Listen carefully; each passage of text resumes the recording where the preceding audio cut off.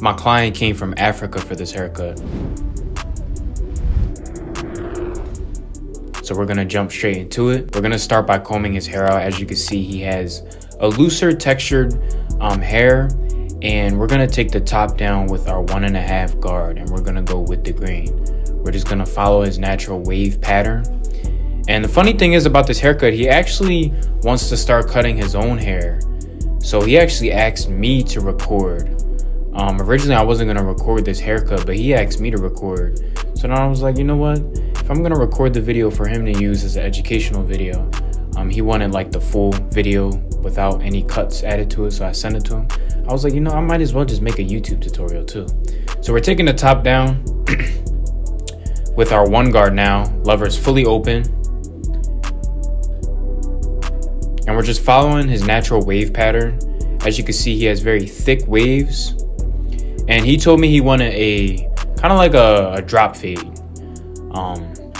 Mid to like a mid drop fade pretty much. So we're balling them out right now. I got my Andis Zupra. And then I'm gonna ball them out under that with my trimmers. Now he did not want enhancements on this haircut. So I don't even think he really needed enhancements either. So I got my JRLs, I'm going with my lever open. And I'm just gonna begin this fade process. This isn't gonna be really an in-depth tutorial. I'm gonna drop some gems along the way, so stick around. Got my lever fully open and I'm brushing his hair as I go. I got my 1 guard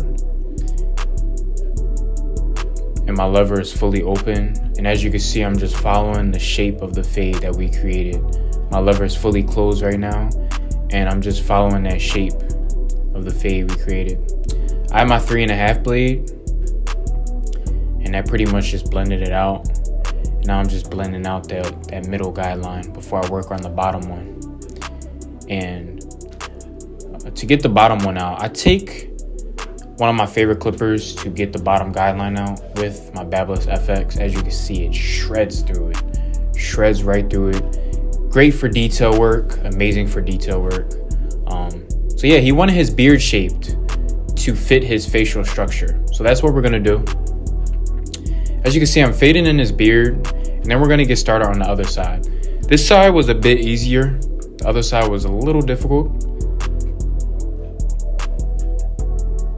And the key is you wanna leave as much hair as you can near the vertical bars. So that's kind of why I minimize the guidelines in those areas. But everywhere else, I kind of like stretch it out, as you can see right here.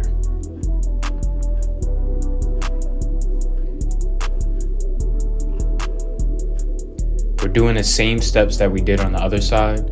My lever is fully open and I spread this guideline up about 1 inch.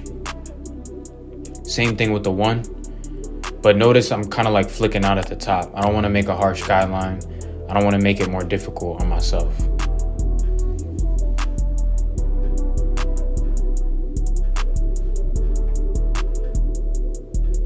And we're going to shred through that bottom guideline. Fade the beard in, nice and easy, same steps. Same steps in the back also. Pretty much just matching the fade up to make it match all through the back, connecting the sides to the back. So we laid his hair down with some foam just to give it some moisture. It wasn't necessarily dry, just it did need a little bit of moisture, some shine. So we added some foam. I put the do-rag on, and while I let that dry and kind of seep into his scalp, we're gonna begin to shape his beard up. So as you can see, I'm contouring it to fit his facial structure. As you can see, that thing is crispy. Shout out Easy Blade, use my promo code, it's on the screen for a 10% discount. Now I'm just shaping his beard to fit his chin, his jaw structure, his facial structure, to give him a very masculine look. You know, that's the goal with a haircut, to give your client a very masculine look. Make them look the best that they can. And in this case, without paint. So I'm stretching his skin, letting the blade do the work, and now I'm taking his mustache down and just trimming it up. We're not gonna make it too skinny, and then we're gonna reveal the waves. So as you can see, it's nice and laid. It is a little frizzy. We're gonna take care of that at the end. And now I'm just gonna start on the shape up. I'm starting in the middle.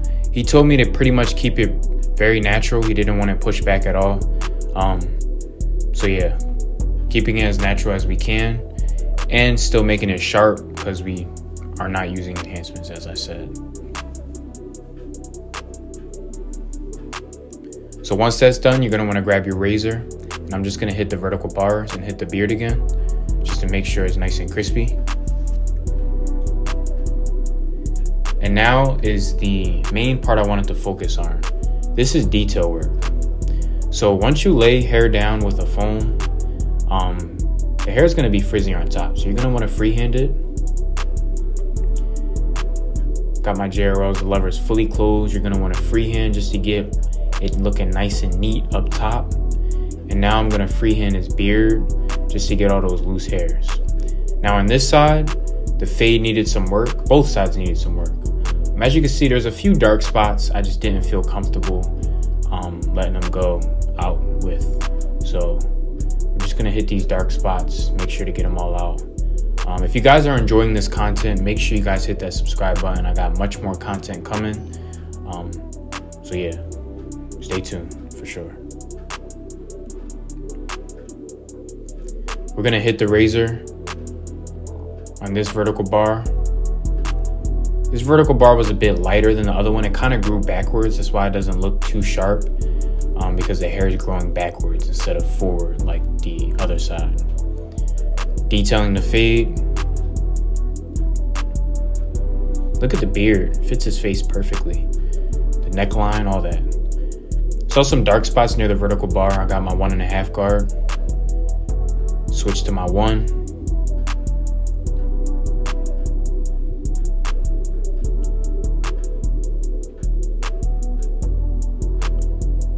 And I'm just detailing that corner. Now I have no guard on there. And I'm just flicking out. Notice how I'm using the corner of my clipper. This is the before. This is how my client came in. As you can see, he was woofing. He was in rough shape.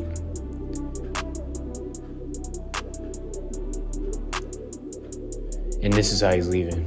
Make sure you like, comment, subscribe. It's your boy 4. I'm out. Peace.